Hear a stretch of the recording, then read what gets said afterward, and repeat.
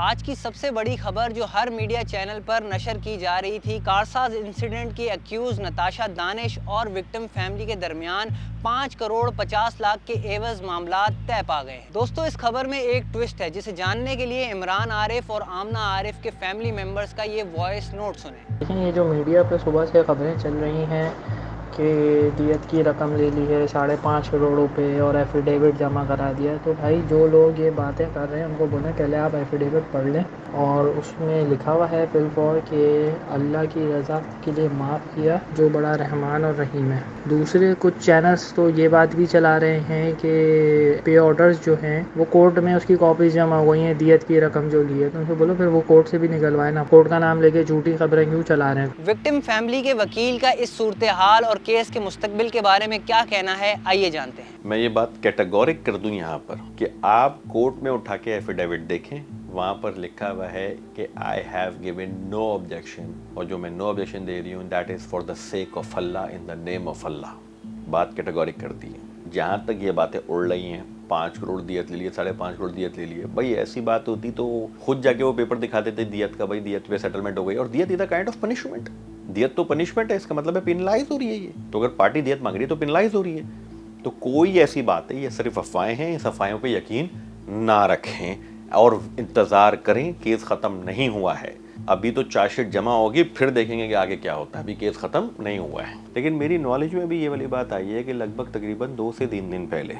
یہ آج ہی میری نالج میں بات آئی ہے جو مجھے علم نہیں تھا، دانش کے گھر والے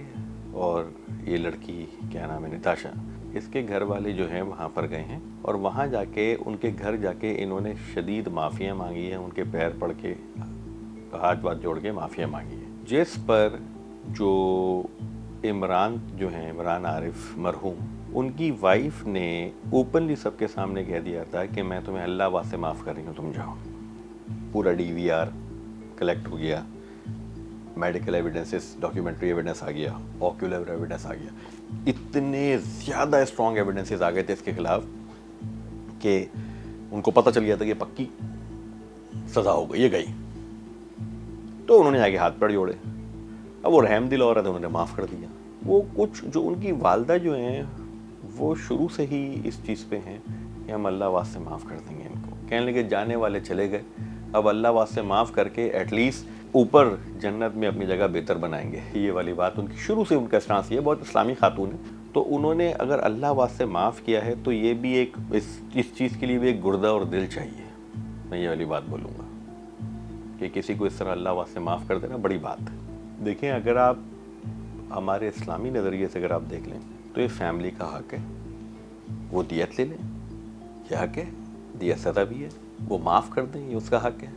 وہ کہیں جیل میں بیچ کے سکون ملے گا، یہ ان کا حق ہے، ان کا حق ہے بھائی، ان کا رائٹ ہے، ان کا بچہ گیا ہے، ان کا شوہر گیا ہے، ان کی بیٹی گئی ہے، ان کا حق ہے۔ نتاشا کا کیس آپ یہ سمجھیں اتنی جلدی ابھی ختم نہیں ہوگا، پہلی بات۔ دوسری بات یہ کہ 11 پیچو جو ایف آئی آر ہے اس کے اندر اس کو سزا ہوگی، یہ میں آپ کو کلیئر کروں، اس میں ان کو سزا ہونے کے چانسز ہیں، اس کو سزا ہو جائے گی کیونکہ ایویڈنسز بہت زیادہ اسٹرانگ ہے اس کے خلاف، اس میں سزا ہو جائے گی، اس کو